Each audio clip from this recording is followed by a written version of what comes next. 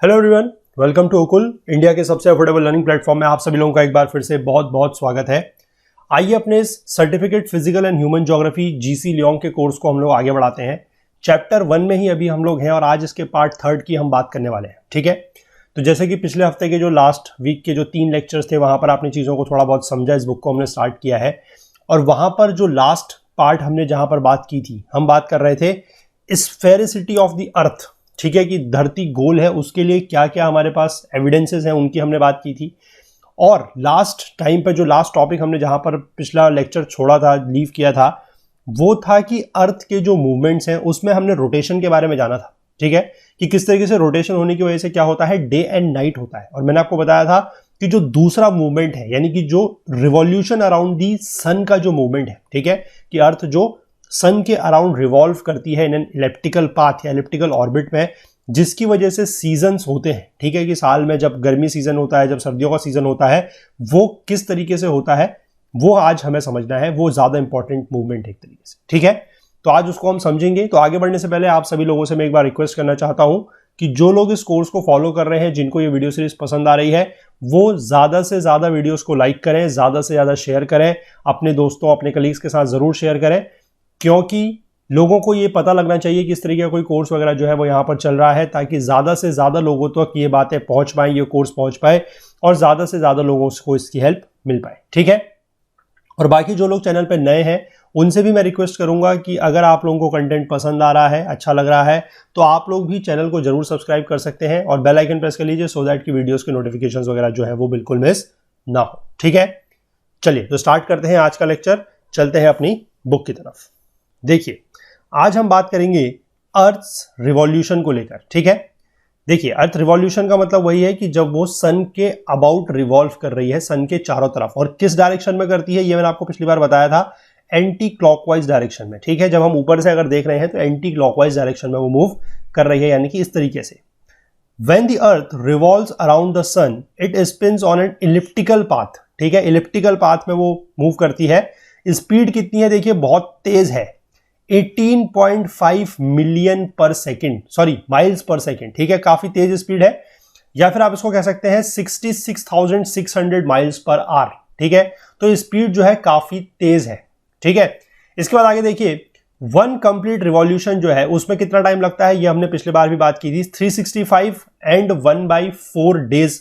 ठीक है, और ये 1/4 जो डेज है वही आगे जाके जो है 4 साल में एक दिन बन के क्या बन जाता है, एक लीप ईयर। तो यहां पर यही लिखा गया है कि it is not possible to show a quarter of a day in a calendar. ठीक है, एक चौथाई जो दिन है उसको कैलेंडर में नहीं दिखा सकते हैं, इसलिए जो नॉर्मल ईयर है उसको 365 दिन का लिया जाता है और एक्स्ट्रा डे को ऐड कर दिया जाता है हर 4 साल में, जिससे बन जाता है एक लीप ईयर। और लीप ईयर में हो जाते हैं कितने, 366 डेज। ठीक है, ये आप लोगों को पता है, जिसमें फरवरी के महीने में 29 डेज होते हैं। ठीक है, फरवरी के महीने में हर 4 साल में। ठीक, जैसे कि 2020 चल रहा है तो 2020 ये जो था एक लीप ईयर था। आपने देखा होगा कि 2020 में जो फरवरी का महीना था उसमें 29 दिन थे। ठीक है, और हर 4 साल में ये आता है, तो अगला जो आएगा वो 2024 में आएगा। ठीक, इसके बाद देखिए, इसकी वजह से जो डेज और नाइट की लेंथ है वो वेरी करती है, ये भी समझना जरूरी है।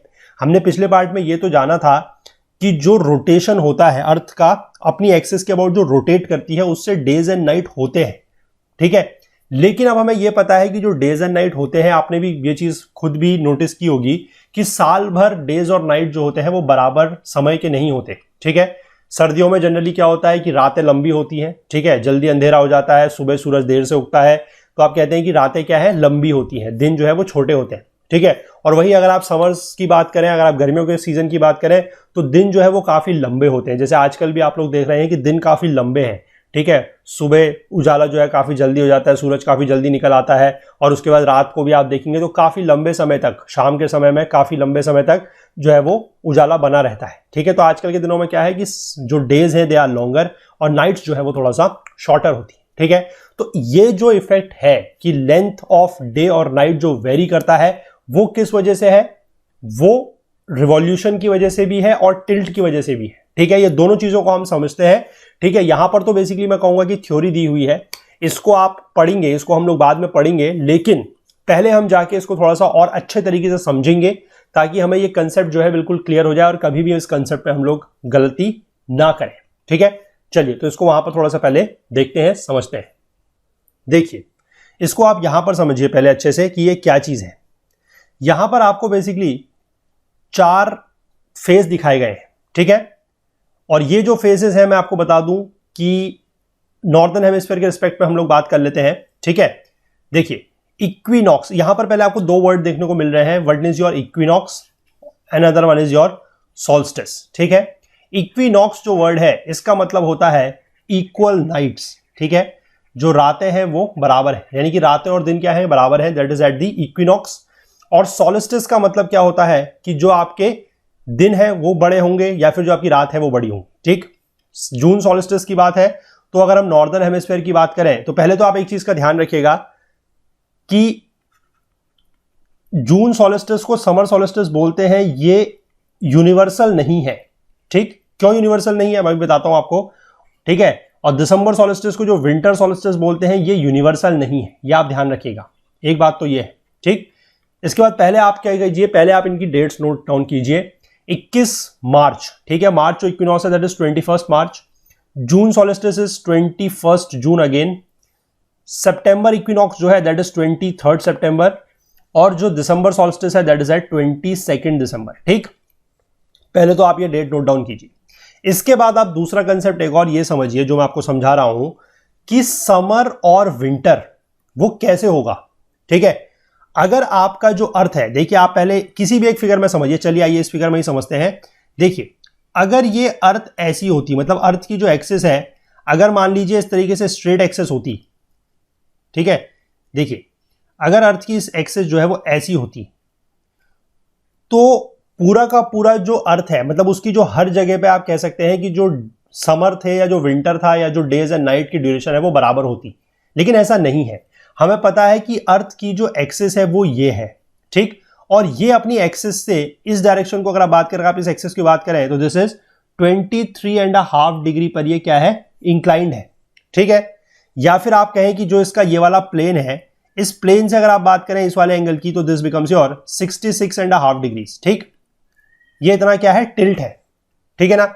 और इस टिल्ट होने की वजह से ही क्या है, जो हमारे सीजन्स होते हैं, समर सीजन विंटर सीजन, वो इसी वजह से होते हैं। पहली बात तो ये समझिए, ठीक। अब हम कब कहेंगे कि हमारा समर सीजन है या हम कब कहेंगे कि हमारा विंटर सीजन है, इसके लिए आपको एक चीज ये समझनी है कि हमारे पास 2 हेमिस्फीयर है, ठीक है। जब हम इस कंसेप्ट की बात कर रहे हैं तो आप ईस्टर्न हेमिस्फीयर और वेस्टर्न हेमिस्फीयर के कंसेप्ट को भूल जाइए, आपको सिर्फ 2 हेमिस्फीयर याद रखने हैं, that is your northern hemisphere and southern hemisphere, ठीक है। अब देखिए ये आप बात को ध्यान रखिएगा। सबसे पहली चीज तो आप ये देख लीजिए, मान लीजिए ये इक्वेटर इस तरीके से, आप ये बात ध्यान रखिए कि जो भी हेमिस्फीयर सन की तरफ को टिल्टेड है, ठीक है, जो भी हेमिस्फीयर सन की तरफ को टिल्टेड है वहां पर समर होगा। जैसे कि आप इस वाले फिगर में देख सकते हैं, ये वाला कौन सा हेमिस्फीयर है, this is your northern hemisphere, ठीक है। ये सन की तरफ को टिल्टेड है, यानी कि इस समय पे, यानी कि ये जो समय मैं आपको बता रहा हूं जून का समय है, ठीक है। यानी कि आप कह सकते हैं कि मार्च से लेकर सितंबर तक का जो समय है वो नॉर्दर्न हेमिस्फीयर में कौन सा समय होगा, that will be the summer season, ठीक है। इंडिया भी नॉर्दर्न हेमिस्फीयर में लाई करता है, तो आपको पता है कि इंडिया के रिस्पेक्ट में आप लोग मतलब एक्सपीरियंस कर रहे हैं कि मार्च से लेकर सितंबर तक लगभग यहां पर क्या रहता है, समर सीजन रहता है, ठीक है। ये बात आप समझ गए। इसके बाद आप ये दूसरी वाली फिगर देखिए, यहां पर ये वाला हेमिस्फीयर है, ठीक है। ये अगर हमारा इक्वेटर है इस तरीके से, तो ये हमारा हेमिस्फीयर कौन सा है, दिस इज सदर्न हेमिस्फीयर। इस वाले फिगर में आप देखिए कि सदर्न हेमिस्फीयर जो है वो सन की तरफ को टिल्टेड है, ठीक है। यानी कि इस वाले जगह की आप बात करें, आप यहां पर कंट्री ले लीजिए, मान लीजिए एग्जांपल के तौर पर ऑस्ट्रेलिया सदर्न हेमिस्फीयर में है, ठीक है। तो सदर्न हेमिस्फीयर में होने की वजह से ऑस्ट्रेलिया में क्या होगा कि सितंबर से लेकर मार्च तक ऑस्ट्रेलिया में क्या रहेगा, समर सीजन रहेगा, ठीक है। और तो ये चीज आपको बड़ी एक तो क्लियर हो गई है कि कब हम कहेंगे कि किसी भी हेमिस्फीयर में समर है या किसी भी हेमिस्फीयर में विंटर है, ठीक है। तो जब नॉर्दर्न हेमिस्फीयर में समर है तो विंटर कहां होगा, सदर्न हेमिस्फीयर में, यानी कि इस वाले हेमिस्फीयर में क्या होगा, विंटर होगा यहां पर इस समय, ठीक है। और दूसरी बात, जब आप देख रहे हैं कि सदर्न हेमिस्फीयर में समर है तो विंटर कहां होगा, नॉर्दर्न हेमिस्फीयर में इस समय विंटर होगा, ठीक। यानी कि इंडिया की रिस्पेक्ट में आप बात करें तो सितंबर से लेकर मार्च तक लगभग यहां पर क्या रहता है, सर्दियों का मौसम रहता है या विंटर सीजन रहता है, ठीक है। यह आप बात समझ गए पहली चीज। दूसरी चीज मैं जो आपको बताना चाह रहा था कि समर सॉलिस्टिस और विंटर सॉलिस्टिस जो वर्ड है ये यूनिवर्सल नहीं है, ठीक है। आप इसको जून सॉलिस्टिस और दिसंबर सॉलिस्टिस बोल सकते हैं, ये वर्ड्स तो यूनिवर्सल है, लेकिन वो समर कौन सा है, समर वाले को आप जून सॉलिस्टिस को समर बोलेंगे या आप दिसंबर वाले को समर बोलेंगे, वो डिपेंड करेगा कि आप किस हेमिस्फेयर के रिस्पेक्ट में बात कर रहे हैं। अगर मैंने जो यहां पर लिखा हुआ है कि June solstice is a summer solstice and December solstice is a winter solstice, ये मैंने नॉर्दर्न हेमिस्फीयर के रिस्पेक्ट में लिखा है, ठीक है, क्योंकि हम इंडिया के बारे में पढ़ेंगे, इंडिया के बारे में हमें जानना है, तो इसलिए उसी के कंटेक्स्ट में मैंने लिखा है कि this is your winter and summer solstice, इस तरीके से। लेकिन अगर हम सदर्न हेमिस्फीयर की किसी कंट्री के बारे में बात करें, मान लीजिए आप ऑस्ट्रेलिया को लेकर बात करते हैं, ठीक है, तो ऑस्ट्रेलिया के केस में क्या है कि जो जून सॉलिस्टिस होगा, June solstice will be a winter solstice in the case of Australia, ये ध्यान रखिएगा, ठीक है, this will be a winter solstice in case of Australia, ठीक।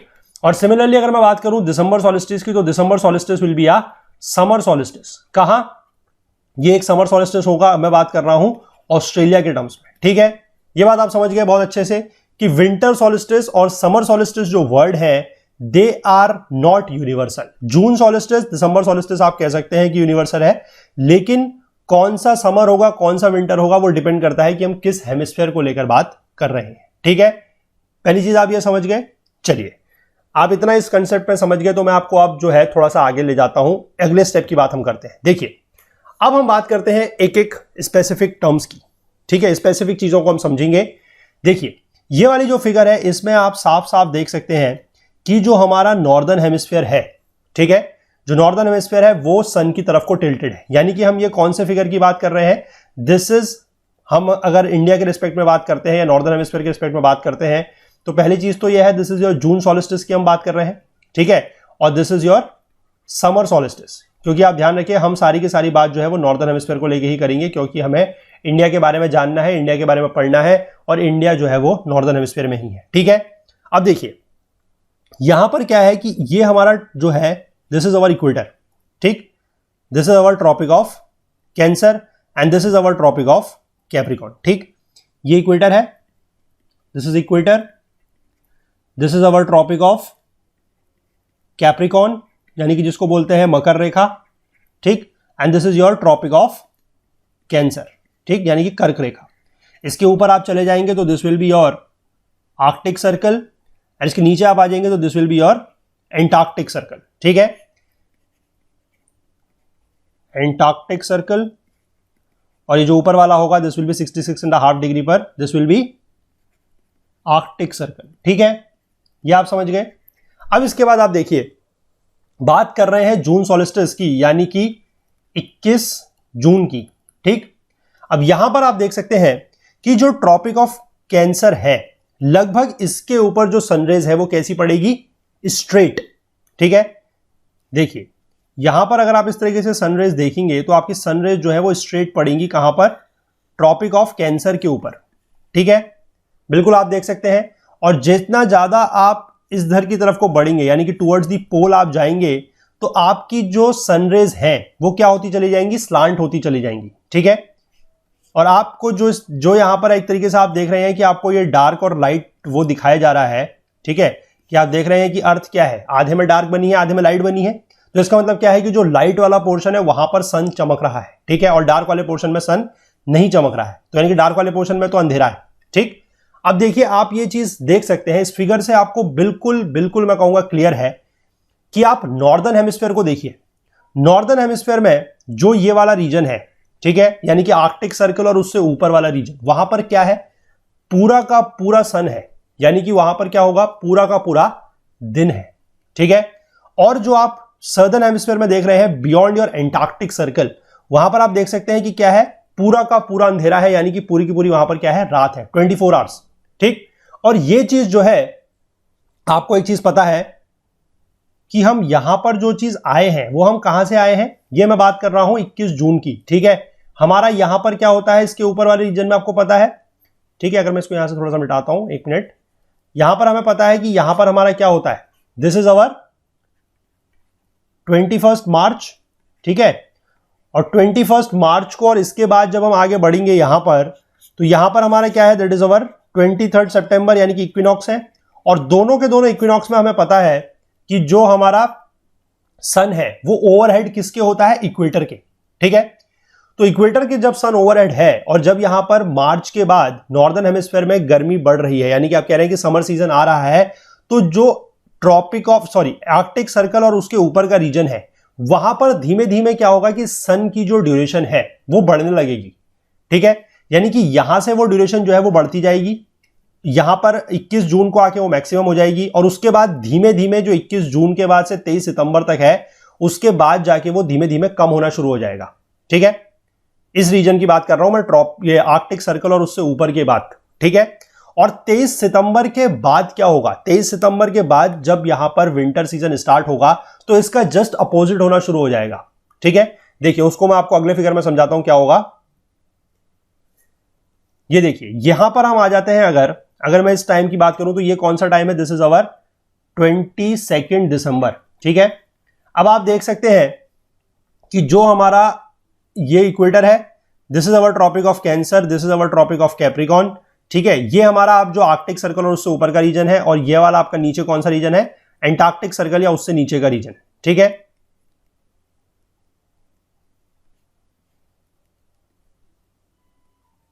इक्वेटर आपका ऐसे स्ट्रेट बनेगा। ठीक है, तो ये आपका ये है। ठीक है, ये ऐसे समझ गए आप। अब आप यहां पर देख सकते हैं कि आपकी जो सनरेज हैं वो डायरेक्ट कहां पर पड़ रही हैं, आपकी जो सनरेज हैं वो डायरेक्ट पड़ रही हैं ट्रॉपिक ऑफ कैप्रिकॉन के पास।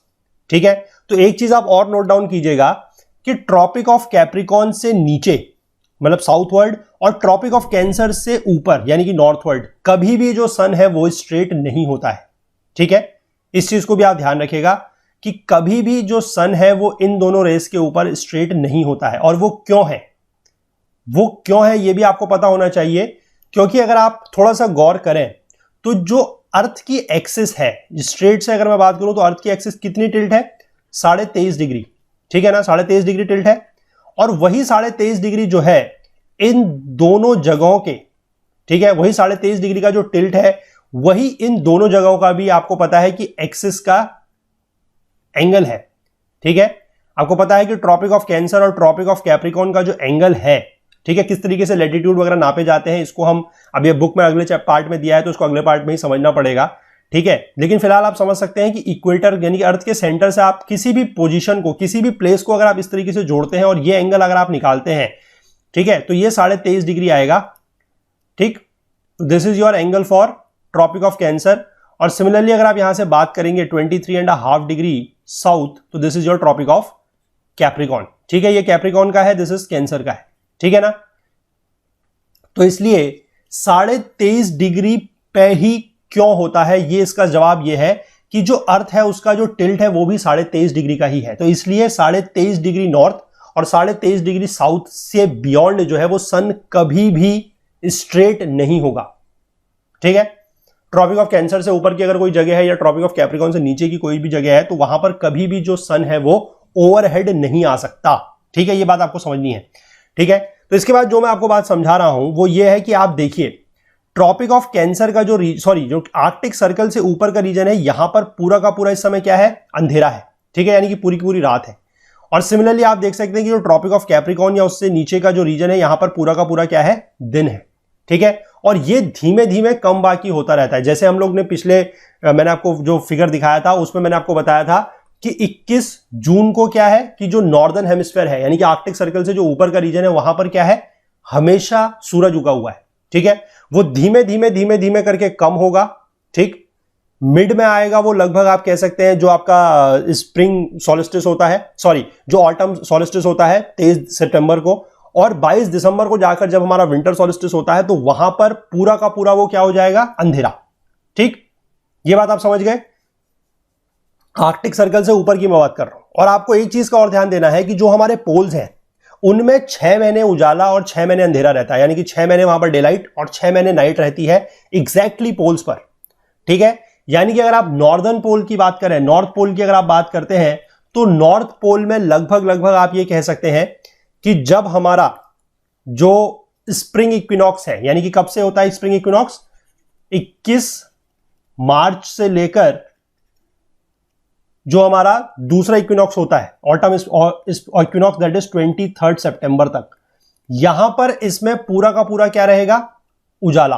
ठीक है, यानी कि यहां पर पूरे की पूरी डे लाइट रहेगी इस समय नॉर्दर्न हेमिस्फीयर में। ठीक है, जो सबसे ज्यादा होगी आपके इसका जो बीच का ड्यूरेशन है वहां पर, that is your 21 of June को। ठीक, और बाकी यहां से लेकर यहां तक सिर्फ नॉर्दर्न पोल की मैं बात कर रहा हूं। ठीक है, इसके जो बीच के रीजन्स हैं, यानी कि वैसे रीजन्स तो आपका आर्कटिक सर्कल और उसके बियॉन्ड आता है, लेकिन उसमें थोड़ा बहुत अंतर है, यानी कि जितना रीजन आप कह सकते हैं कि पोल के पास होगा वहां पर उतना ज्यादा ड्यूरेशन की सनलाइट रहेगी। ठीक है, और नॉर्थ पोल की अगर मैं एग्जैक्टली बात करूं तो 21 मार्च से लेकर 23 सितंबर तक यहां पर पूरा का पूरा डे लाइट रहता है। ठीक, और वहीं अगर इसके हम बियॉन्ड चले जाएं, that is in the southern hemisphere, ये साउथ पोल में हम चले जाएं, तो जस्ट इसका उल्टा, यानी कि 23 सितंबर से लेकर 21 मार्च तक वहां पर क्या रहेगा, वहां पर डे लाइट रहेगी इस टाइम पर। ठीक है, जो कि पीक में होगी अपने इसके जो बीच का टाइम है, that is your winter solstice के टाइम पर दिसंबर में। ठीक, यानी कि ये मैं बात कर रहा हूं एंटार्क्टिक सर्कल और उसके बियॉन्ड की। ठीक है, और इसी तरीके से जो भी प्लेसेस एंटार्क्टिक सर्कल या उससे नीचे की तरफ को है, वहां पर जो ड्यूरेशन ऑफ डार्कनेस है वो धीमे धीमे बदलेगी। तो आप समझ सकते हैं कि जब इस सीजन में यहां पर लाइट है, ठीक है, 21 मार्च से लेकर 23 सितंबर तक, तो 23 सितंबर से लेकर 21 मार्च तक क्या होगा, यहां पर अंधेरा होगा, सीधी सी बात है। ठीक है, सिमिलरली अगर 23 सितंबर से 21 मार्च तक यहां पर डे लाइट है साउथ पोल में, तो 21 मार्च से 23 सितंबर तक यहां पर क्या होगा, नाइट होगी। ठीक, और यही सीजन आपको पता है कि 21 मार्च से 23 सितंबर तक का जो सीजन है वो नॉर्दर्न हेमिस्फीयर में क्या होता है, समर सीजन। ठीक है ना, ये आपको पता है, और जो इसका अगला सीजन आएगा वो विंटर हो जाएगा। सिमिलरली 23 सितंबर से लेकर 21 मार्च तक का जो सीजन है वो सदर्न हेमिस्फीयर में कौन सा सीजन है, that is again summer season.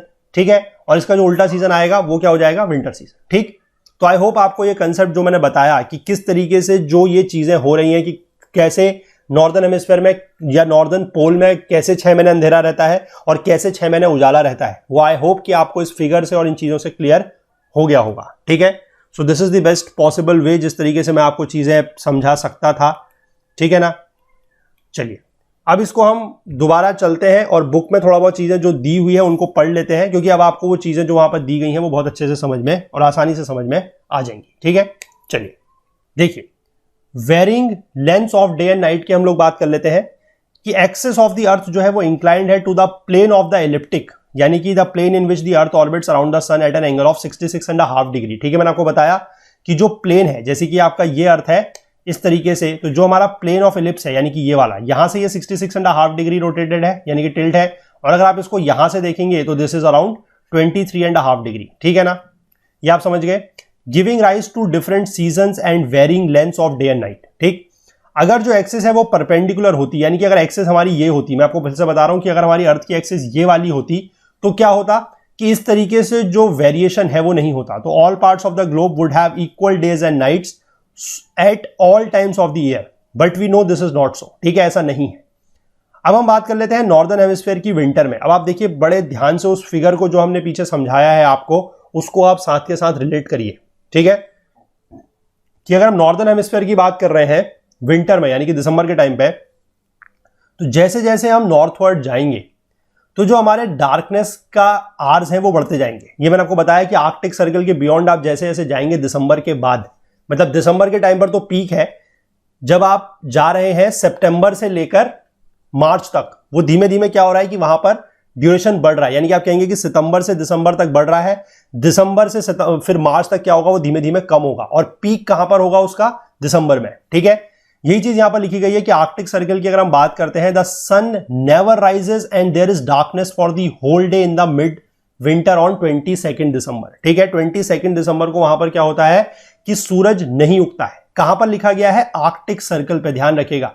ठीक है, और बियॉन्ड द आर्कटिक सर्कल अगर हम बात कर रहे हैं, यानी कि उससे ऊपर का जो रीजन है, तो number of days with complete darkness increases until we reach the North Pole. हम जैसे जैसे नॉर्थ पोल की तरफ को बढ़ेंगे, मैंने आपको बताया कि जितना आप नॉर्थ पोल की तरफ को जाते जाएंगे, नंबर ऑफ डेज आपके धीमे धीमे बढ़ते जाएंगे। सिर्फ आर्कटिक सर्कल की अगर हम बात कर रहे हैं, तो आर्कटिक सर्कल में अंधेरा, पूरा का पूरा अंधेरा आप कह सकते हैं किस दिन होता है, 22 दिसंबर के दिन। और जैसे जैसे आप नॉर्थवर्ड बढ़ेंगे तो आपके जो नंबर ऑफ डेज है विद कंप्लीट डार्कनेस वो बढ़ते जाएंगे, और नॉर्थ पोल में पूरे के पूरे 6 महीने के लिए जो है वो अंधेरा रहेगा। कब से कब तक, ये आपको मैंने बताया है, 23 सितंबर, यानी कि ऑटम इक्विनॉक्स से लेकर जो आपका स्प्रिंग इक्विनॉक्स आएगा 21 मार्च वहां तक। ठीक है, देखिए, when half of the year will have darkness, in the summer, अगर हम गर्मियों की बात कर रहे हैं तो कंडीशन जो है वो एग्जैक्टली रिवर्स हो जाएंगी। Daylight increases as we go polewards. मैंने आपको फिर बताया कि जैसे जैसे हम ऊपर की तरफ को बढ़ रहे हैं, ठीक है, अब आप दूसरी वाली फिगर की तरफ को समझिए कि जो मैंने आपको समझाया कि किस तरीके से डे लाइट वहां पर बढ़ रही है। एट दी आर्कटिक सर्किल जो सन है वो कभी सेट होता ही नहीं है, यानी कि पूरे के पूरे 24 घंटे में सन जो सेट नहीं होता है वो किस दिन है, समर सॉलिस्टिस यानी कि 21 जून के दिन, ठीक है। और there is 24 complete 24 hour period of continuous daylight, ठीक। In summer the region north of the Arctic circle is popularly referred to as the land of the midnight sun, क्योंकि मैंने आपको बताया कि वहां पर क्या है कि नॉर्थ पोल में 6 महीने के लिए क्या रहेगा, उजाला रहेगा, कंटिन्यूअस डे लाइट रहेगी। और कब से कब तक, 21 मार्च से लेकर 23 सितंबर तक, ठीक है। और जैसे जैसे आप आर्कटिक सर्कल से ऊपर को बढ़ते जाएंगे, जो आपके जैसे सर्दियों के समय पे क्या हो रहा था कि जो डार्कनेस के डेज हैं वो बढ़ रहे थे, सिमिलरली यहां पर अब क्या होगा कि जो डे लाइट के डेज हैं वो बढ़ेंगे, ठीक। यही चीज जो है इसने अगले फिगर में दिखाई हुई है वैसे बुक में, ठीक है, ये वो फिगर है, ठीक है। आप चाहें तो इसको यहां पर भी देख सकते हैं कि 21 जून में जो ये वाला रीजन है, ठीक है, यहां पर आप देख सकते हैं कि पूरा का पूरा उजाला है, ठीक है। सिमिलरली आप देखेंगे यहां पर पूरा का पूरा अंधेरा है, और यहां पर आप देख सकते हैं कि जो दिसंबर का टाइम है यहां पर पूरा का पूरा क्या है, अंधेरा है। यानी कि आप कह सकते हैं कि जो नॉर्दर्न हेमिस्फीयर है, जो नॉर्थ पोल है, ठीक है, उसमें 21 मार्च से लेकर 23 सितंबर तक क्या रहेगा, पूरा का पूरा उजाला रहेगा, ठीक है। आप देख सकते हैं यहां से लेकर यहां तक, ठीक है, this is your day light. और इसके बाद यहां से लेकर यहां तक अगर आप चलेंगे तो फिर क्या हो जाएगा, पूरा का पूरा अंधेरा, ठीक। नॉर्थ पोल की मैं बात कर रहा हूं। लेकिन आर्कटिक सर्कल से ऊपर को अगर आप बढ़ेंगे तो जैसे जैसे आप 21 मार्च से आगे बढ़ेंगे तो अंधेरा क्या है कि धीमे धीमे धीमे धीमे बढ़ता जाएगा, ठीक। पीक पे होगा अंधेरा अपने यहां पर यानी कि 21 जून को, और उसके बाद धीमे धीमे यहां से कम होगा, और जो आपका सितंबर आएगा 23 सितंबर के बाद फिर वहां पर उजाला होना शुरू हो जाएगा, ठीक है। और 23 सितंबर से लेकर जो आपका ये वाला टाइम है, ठीक है, यहां पर जो आपका डार्कनेस आएगी, उसके बाद क्या होगा कि यहां से डार्कनेस बढ़नी शुरू होगी। 23 सितंबर के बाद डार्कनेस बढ़नी शुरू होगी, डार्कनेस अपने पीक पर होगी 22 दिसंबर को, उसके बाद फिर डार्कनेस धीमे धीमे कम होने लगेगी, और 21 मार्च को जाकर डार्कनेस पूरी तरीके से खत्म हो जाएगी। ये मैंने आपको सिर्फ और सिर्फ कंसेप्ट समझाया है नॉर्दर्न हेमिस्फीयर का। इसका जस्ट रिवर्स आप कर लीजिएगा सदर्न हेमिस्फीयर के लिए, ठीक है। जब नॉर्दर्न हेमिस्फीयर में उजाला है तो सदर्न हेमिस्फीयर में अंधेरा हो जाएगा, वहां पर अंधेरे मतलब डार्कनेस आ जाएगी, ठीक है। और जस्ट इसका उल्टा आप वहां पर कर लेंगे। टाइम ड्यूरेशन आपको जस्ट रिवर्स करनी है, बाकी कुछ नहीं है। अगर आप एक हेमिस्फीयर का अच्छे से समझ गए हैं तो दूसरा हेमिस्फीयर का आप जो है वो कर सकते हैं, ठीक है। चलिए, इसके बाद नीचे एक चीज और दी गई है, वही चीज यहां पर समझाई गई है कि सदर्न हेमिस्फीयर में the same process takes place except that the conditions are reversed, ठीक है। वहां पर जो टाइम ड्यूरेशन वगैरह है वो चेंज हो जाएगा। When it is summer in the northern hemisphere the southern continents will experience winter and mid summer at the North Pole will be mid winter at the South Pole, ठीक है। यानी कि जो मिड समर की हम बात कर रहे हैं नॉर्थ पोल में, वो कब है, 21 जून को। तो उसी तरीके से साउथ पोल की हम बात करें तो वो वहां पर मिड विंटर हो जाएगा, और इसका जस्ट उल्टा है, ठीक है। इसके बाद हम बात कर लेते हैं altitude of the midday sun, कि जो हमारा मिड डे सन है उसका एल्टीट्यूड या उसकी हाइट के बारे में बात कर लेते हैं। In the course of a year the earth revolution around the sun with its axis inclined at 66.5 degree to the plane of ecliptic changes the apparent altitude of the midday sun, ठीक है। सन जो है वो vertically overhead होता है equator के, किस दिन, जो 2 इक्विनॉक्स हैं उन दिनों, 21 मार्च और 21 सितंबर या 23 सितंबर भी इसको बोला जाता है, ठीक है। जनरली वैसे 23 सितंबर रहता है ये। Though the date changes because the year is not 365 days, या हमें पता है कि वो जो आधे मतलब 1/4 जो डे आता है और उसकी वजह से जो 4 साल में लीप ईयर आता है, तो ये डेज थोड़ा बहुत जो है वो आगे पीछे होते हैं, ठीक है। लगभग आप देखेंगे तो 20 से लेकर 22-23 तक ये दिन जो है वो होते रहते हैं आगे पीछे, ठीक है, लगभग। लेकिन जो अगर आप डेट याद रखना चाहें तो 21 मार्च, 21 जून, 23 सितंबर और 22 दिसंबर, ये डेट्स आप याद रखिएगा, ठीक। तो इसके बाद these 2 days are called equinoxes, इन दोनों डे को बोला जाता है इक्विनॉक्सेस, मतलब इक्वल नाइट्स, यानी कि इन 2 डेज पे all parts of the world में इक्वल डेज और इक्वल नाइट्स होते हैं ड्यूरेशन के मामले में, ठीक है। After the March equinox the sun appears to move north, sun जो है वो नॉर्थ की तरफ को बढ़ता है और वर्टिकली ओवरहेड आ जाता है ट्रॉपिक ऑफ कैंसर पे, किस दिन, जब हमारा 21 जून यानी कि समर सॉलिस्टिस होता है, ठीक है। दिस इज नोन एज जून और समर सॉलिस्टिस, ठीक। लेकिन मैंने फिर से आपको बताया कि जून सॉलिस्टिस वर्ड जो है दैट इज यूनिवर्सल, लेकिन आप 23.5 डिग्री जो नॉर्थ का टाइम है यानी कि जो जून सॉलिस्टिस है उसको आप समर सॉलिस्टिस यूनिवर्सली नहीं बोल सकते। क्यों? क्योंकि वो जो आपका नॉर्दर्न हेमिस्फीयर है उसके लिए समर सॉलिस्टिस है, लेकिन अगर आप उसको सदर्न हेमिस्फीयर के रिस्पेक्ट में बात करेंगे तो वो विंटर सॉल्स्टिस हो जाएगा, ठीक है ना, इसलिए इस चीज को भी ध्यान रखिएगा। तो when the northern hemisphere will have it's longest day and shortest night, तो 21 जून को नॉर्दर्न हेमिस्फीयर में क्या होता है, सबसे बड़ा दिन और सबसे छोटी रात, ठीक है। और इसी के बाद अगर आप जस्ट इसके अपोजिट आ जाएं 6 महीने बाद 22 दिसंबर को the sun will be overhead at the Tropic of Capricorn, जो सन है वो ट्रॉपिक ऑफ कैप्रिकॉर्न के ऊपर ओवरहेड होगा और उसको बोला जाएगा विंटर सॉल्स्टिस। फिर से मैं कहूंगा कि winter solstice is again not a correct word, या फिर आप कहें कि यूनिवर्सली वर्ड नहीं है। यूनिवर्सल वर्ड क्या हो सकता है इसके लिए, दिसंबर सॉल्स्टिस, ठीक है। हम इंडिया के रिस्पेक्ट में बात कर रहे हैं, हम नॉर्दर्न हेमिस्फीयर के रिस्पेक्ट में बात कर रहे हैं, तो उस केस में हमारा ये विंटर सॉल्स्टिस टर्म या कंसेप्ट ठीक है, ठीक है। इसके बाद देख लीजिए सदर्न हेमिस्फीयर में क्या होगा, वहां पर लॉन्गेस्ट डे होगा और नाइट जो है वो सबसे छोटी होगी सदर्न हेमिस्फीयर में, ठीक है। यानी कि अगर आप जस्ट इसका उल्टा बात करें तो नॉर्दर्न हेमिस्फीयर में इस समय क्या होगा, सबसे छोटा दिन और सबसे लंबी रात, ठीक। The tropics thus mark the limits of the overhead sun, मैंने आपको वही बताया कि इन ट्रॉपिक्स के बियॉन्ड जो सन है वो कभी भी ओवरहेड नहीं होता है। For beyond these the sun is never overhead at any time of the year, ठीक। Such regions are marked by distinct seasonal changes, spring, summer, autumn and winter, ठीक है। अगर हम बियॉन्ड द आर्कटिक सर्कल और Antarctic circle के beyond बात कर लें, जहां पर डार्कनेस 6 महीने रहती है और डे लाइट रहती है for the remaining half of the year, it's always cold, ठीक है। For even during the short summer the sun is never high in the sky, वो क्यों नहीं है, जो आपको पता है कि सन वहां पर कभी भी जो है डायरेक्टली ओवरहेड तो आएगा ही नहीं, ठीक है ना। वहां पर सन क्या है कि ओवरहेड नहीं आएगा, काफी ज्यादा स्लांट रेज आएंगी, तो उसकी वजह से क्या है कि वहां पर सन की जो रेज है वो हमेशा स्लांट रहने की वजह से वहां पर जो है गर्मियों में भी बहुत ज्यादा गर्मी नहीं होती है, ठीक है। Within the tropics the midday sun varies very little from its vertical position at noon daily, the 4 seasons are almost indistinguishable, ठीक है। Days and nights are almost equal all the year round, tropics के आसपास, ठीक है। आप ये वाली figure देख सकते हैं, ये आपका समर स्प्रिंग इक्विनॉक्स है, यानी कि जब आपका सन कहां पर है, ओवर द इक्वेटर। इसके बाद समर सॉलिस्टिस या जून सॉलिस्टिस आएगा, वहां पर आपका सन पहुंच जाएगा ट्रॉपिक ऑफ कैंसर पे।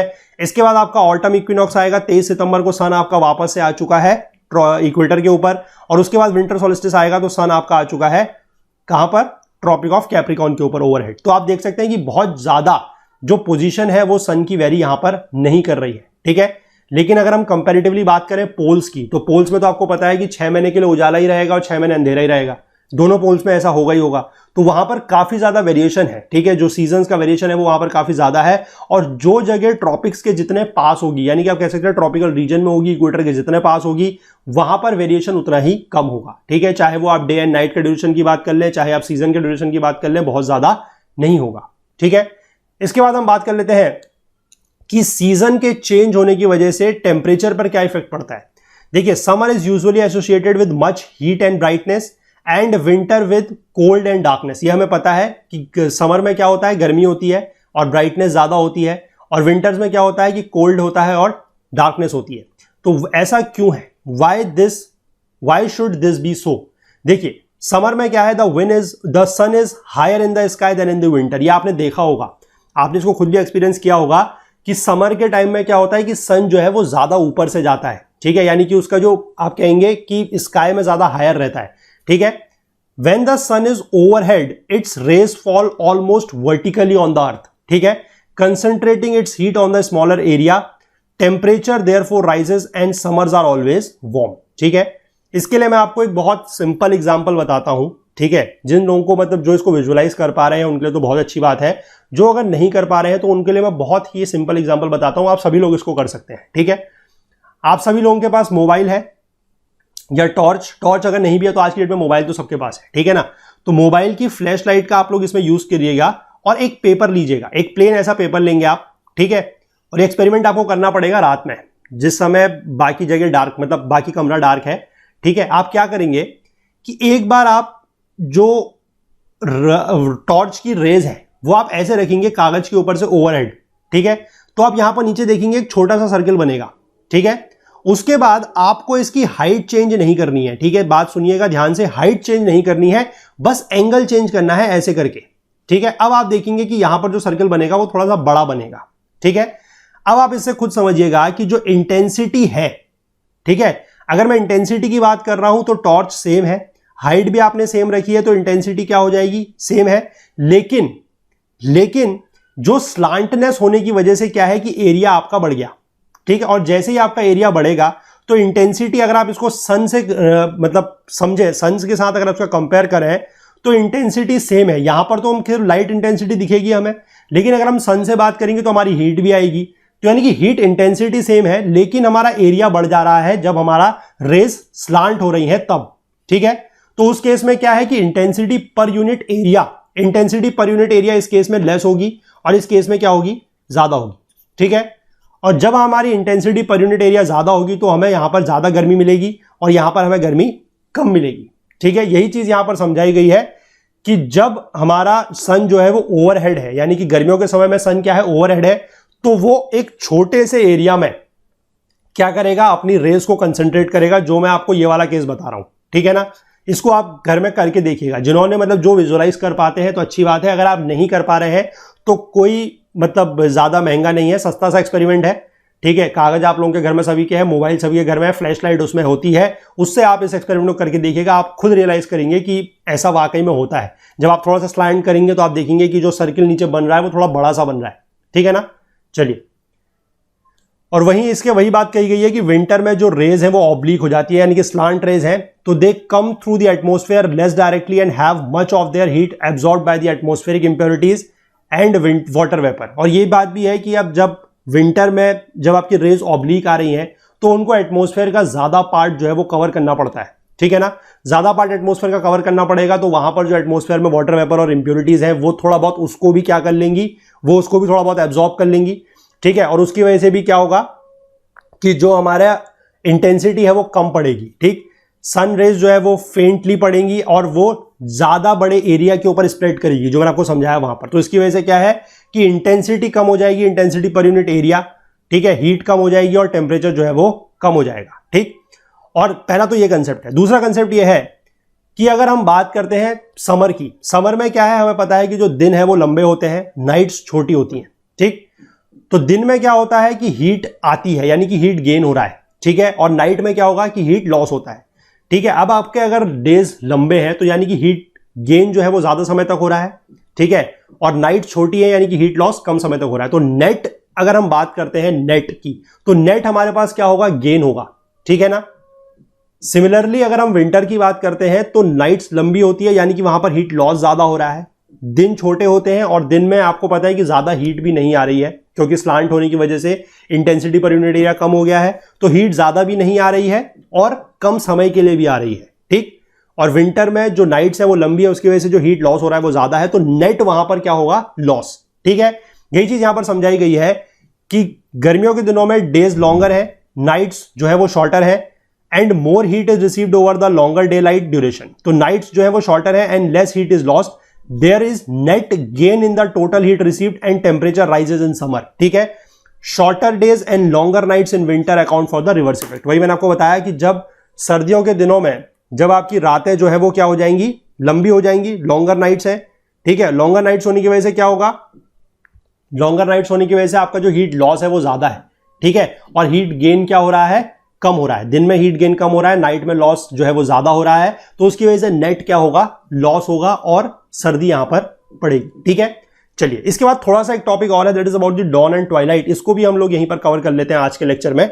देखिए क्या है डॉन एंड ट्वाइलाइट, क्या होता है, the brief period between sunrise and full daylight is called dawn, जिसको सवेरा बोला जाता है, ठीक है ना। सवेरा मतलब जिस समय सन राइज हुआ है, ठीक है, सन अपने होराइजन पे है, राइज हो रहा है, और जब तक पूरी की पूरी फुल डे लाइट नहीं हो जाती तब तक के बीच का जो समय है, यानी कि जिसको थोड़ा बहुत आप देखते हैं जिसमें हल्का हल्का उजाला होता है, ठीक है। जो लोग अगर बहुत जल्दी उठते हैं तो वो लोग इसको एक्सपीरियंस कर सकते हैं, ठीक है। And that between sunset and complete darkness, और जिस समय सनसेट होता है और पूरी तरीके से जब तक अंधेरा होता है उसके बीच का जो टाइम पीरियड है उसको बोला जाता है ट्वाइलाइट, ठीक। This is caused by the fact that during the periods of dawn and twilight, the earth receives diffused or reflected light. अर्थ को उस समय diffused और reflected light मिलती है from the sun, ठीक है, while it is still below the horizon, ठीक।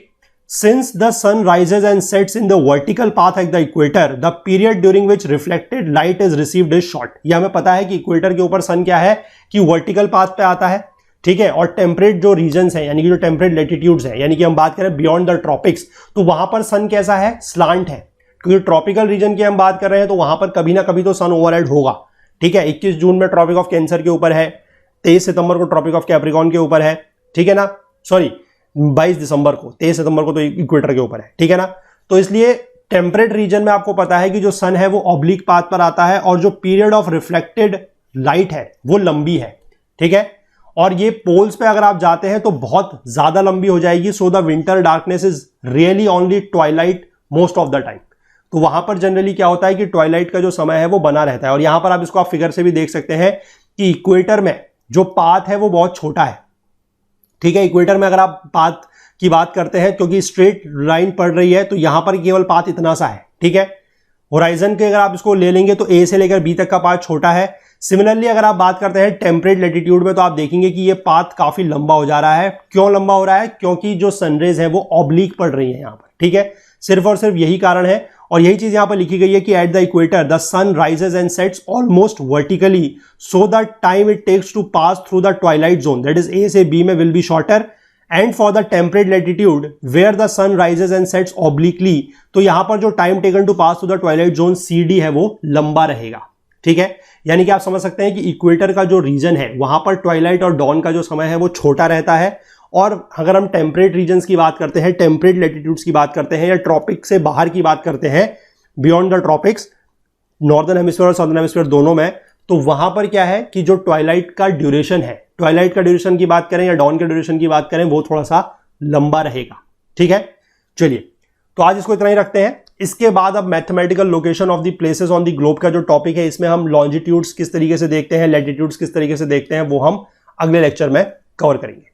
तो अगर आप लोगों को ये लेक्चर पसंद आया है तो प्लीज लाइक जरूर कीजिएगा, ज्यादा से ज्यादा शेयर कीजिएगा, अपने कमेंट्स वगैरह जरूर बताइएगा कि आपको जो मैंने यहाँ पर इस तरीके से फिगर वगैरह की हेल्प से ये चीज समझाई है ये समझ में आया या नहीं आया, ठीक है। क्योंकि ज्योग्राफी में फिर से कहूंगा काफी कंसेप्चुअल सब्जेक्ट है, रटने की इसको बिल्कुल भी जरूरत नहीं है। अगर आप रटेंगे तो फिर आपको चीजें जो है वो समझ में नहीं आएंगी, ठीक है। इस तरीके से आप चीजों को समझते चलिए। मैं अपनी तरफ से बेस्ट पॉसिबल कोशिश कर रहा हूं कि जिस भी तरीके से आपको चीजें समझाई जा सके।